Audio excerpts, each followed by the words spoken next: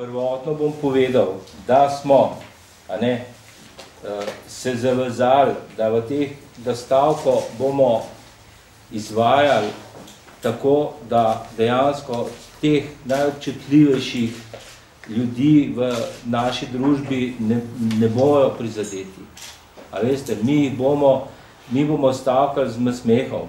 Ne glede na to, da je lahko kakšen od naših staršev ostal na Orliju, ko so stavkali piloti, pa je bil prizadet, ne glede na to, da je bil star 70 let in več, vendar mi tega ne bomo izvajali na tak način, da bi bili lahko prizadeti pravzaprav ti oskrbovanci, za katere pravzaprav z vso srčnostjo skrbimo. Konkretno, v socialnih varstvenih zavodih očitamo Ministrstvu za delo, družino in socialne zadeve, da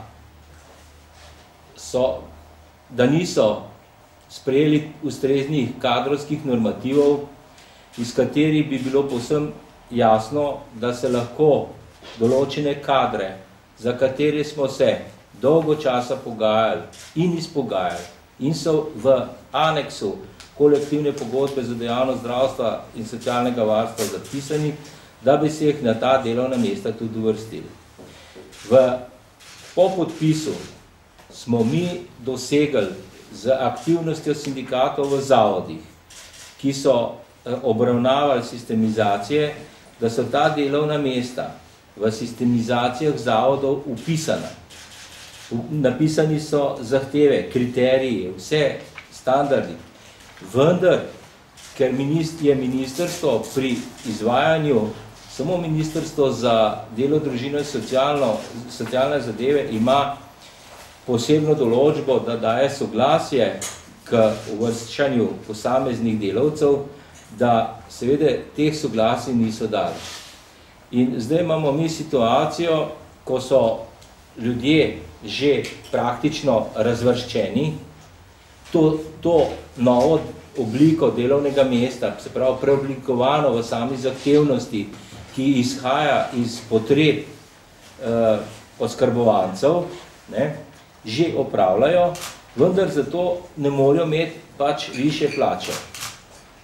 In zdaj bi vam pa rad povedal, to me prej kolega smo še malo preračunali, da za kakšne velike zneske gre. Pri teh prvi kategoriji tukaj noter, to so socialne oskrbovalke, socialne oskrbovalke so na pomoči na domu. Recimo, zdaj ima strežnica osnovno plačo že po drugi prevedbi, se pravi, tako rečeno, na današnji dan, 623 evrov bruto plače oziroma 475 evrov neto plače.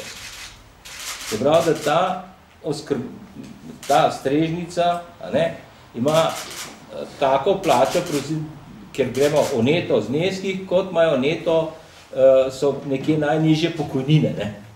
A veste, tako da, se pravi, zdaj ministrstvo očitno varuje te socialne kategorije v zavodih, vendar na račun tega najnižje plačanega kadra.